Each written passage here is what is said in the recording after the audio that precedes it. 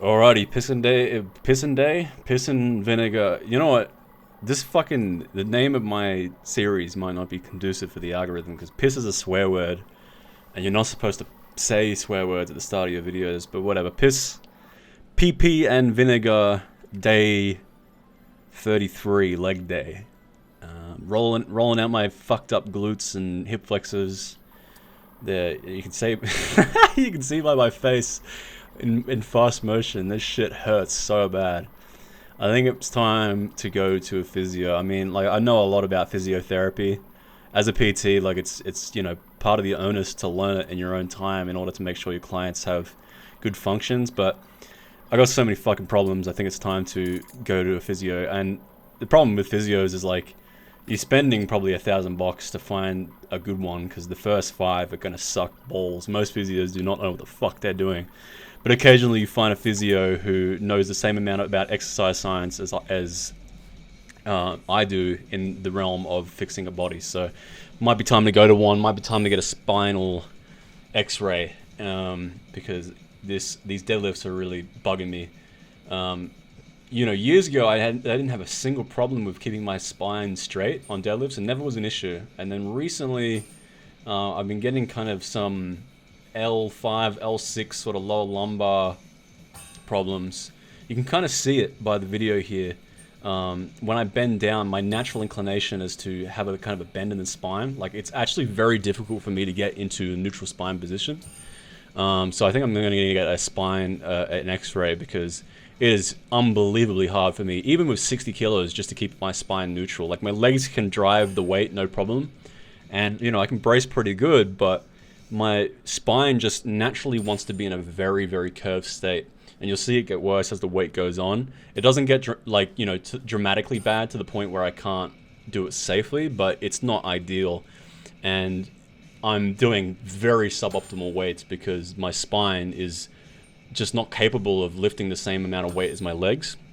And I don't think it's necessarily a spinal erector strength issue. I think it's a biomechanical problem with my spine. There's two areas, thoracic and lumbar, where I think I have slight bulge or a slight slip, and I need to get that fixed or looked at.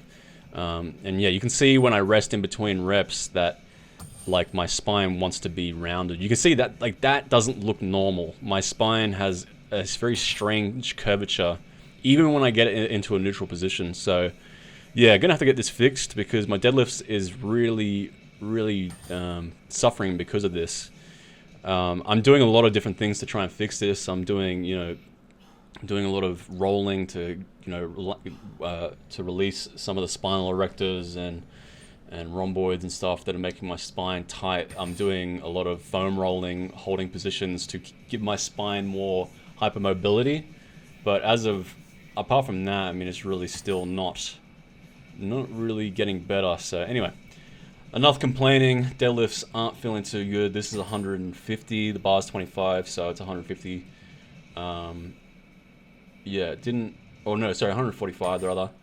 And normally, if I use leg drive, if I do this sort of an explosive rep where I explode through the bottom portion, I can kind of cheat some of the range of motion. Like the bottom half of the movement is the hard part for my spinal erectors, or the hard part for my spine. So if I do explosive reps, I can do way more weight because I can get past my spinal erector's weakness through the resistance curve. But I think it's best if I actually do far less weight and just focus on kind of really strict, rigid spine in order to strengthen my spinal erectors for this issue that I've got. Anyway, moving on to squats, doing box squats.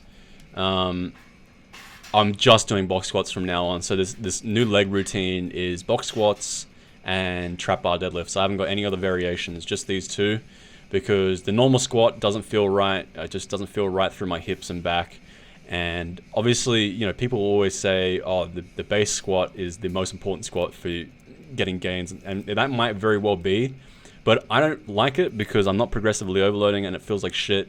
So if a movement feels like shit, but everyone's telling you it's the best movement, maybe it's just not the best movement for you. Like bench press, barbell bench press right now is not the movement for me. incline dumbbell press is the movement for me. That's the movement that's moving up in weight. That's the movement where I have best mind muscle connection. So fuck it, man. I'm not going to do the flat barbell bench press. I'm not going to do the normal barbell squats. However, with the box squat, it keeps me consistent, keeps me safer. I'm progressively overloading pretty quickly, even in a drastic weight cut. So I'm just going to do this from now on, and it overcompensates, in fact, for the fact that I'm now just doing trap bar deadlifts instead of straight bar deadlifts, because the straight bar has me at a lower range of motion, which is really fucking bad for my aforementioned back problem. So switching over to the trap bar makes it a little easier to keep my neutral spine, but the downside of trap bar deadlifts is they're more quad dominant because your knees are in more flexion and extension. But on the plus side, this variation of squat is much more posterior, so it's equaling out for the fact that I'm not doing straight bar deadlifts. And again, you don't necessarily have to do the straight bar deadlifts. Like, yeah, it might have a bit better activation of the posterior chain, but if it feels like shit, then why do it? And unless you can, address the issue at hand and fix it, and that's what I'm going to try and do. But for now, I'm going to do what I can do, and that is the trap bar deadlift, and that's the box squat. And I honestly think these are better variations to their counterparts anyway. Trap bar deadlift's better for the average person who's 6 foot or taller. I have a really, really long torso and short legs, so the deadlift is already a difficult enough process as it is with short arms and a long torso. So trap bar is where it's at. Plus trap bar gives you better traps, and it gives you better upper back development because you can lift more, and because your spine, you don't have to do a kind of alternating grip. You don't get muscular imbalance in the back. So I don't want to hear anyone saying, oh bro, do the conventional movement, fuck off. All right, moving on. I've kind of jerry-rigged a fucking cable leg extension to my machine. Obviously, with a plate-loaded machine like this, the leverage is really bad. You can only feel the resistance, the peak resistance at the top. At the bottom, you feel no resistance. So what I've done is I've very crudely added a pulley to the bottom, and now I'm having half of the weight as a plate and the other half as cable weight.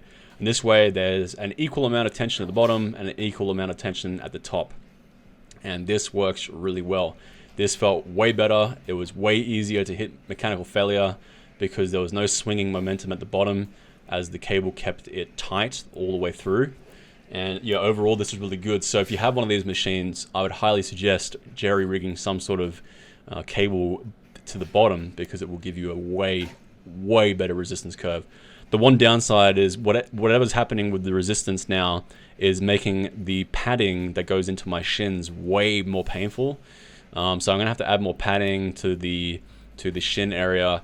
I also might kind of cut the leg extension part off and make it longer because it is too short. It's made for probably someone who's 5'9", and my legs are maybe a little bit longer than an average man's because I'm 6 foot.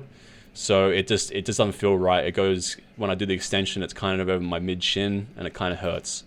And then I did the other variation, which is the leg curl. This I need to figure out how to rig better. It felt good, but I think I put too much weight on the cable, or maybe I put too much weight on the weight plate. I'm not sure, but basically I need to figure out what ratio gives me the best resistance curve. And so far I think it's kind of half, maybe 40-60, 60 weight plate, 40% cable weight. But I'll fuck around with this until I kind of figure out. But already it feels way better. And this is such a good fix to these cheap leg extension machines that only cost you, $500-600 versus the actual commercial grade ones you get, which are like fucking $3,000. And now it's close to a commercial grade one. Obviously it's not the same, it's not quite the same, but it still gives you the end result essentially. It's kind of efficiency at this point. But yeah, that's it. Oh shit, I forgot my back extensions. Whatever, I mean, fuck it. Maybe I'll do them tomorrow on my shoulder day or something to make up for it. Anyway, see you guys for more Piss and Vinegar tomorrow. Bye bye.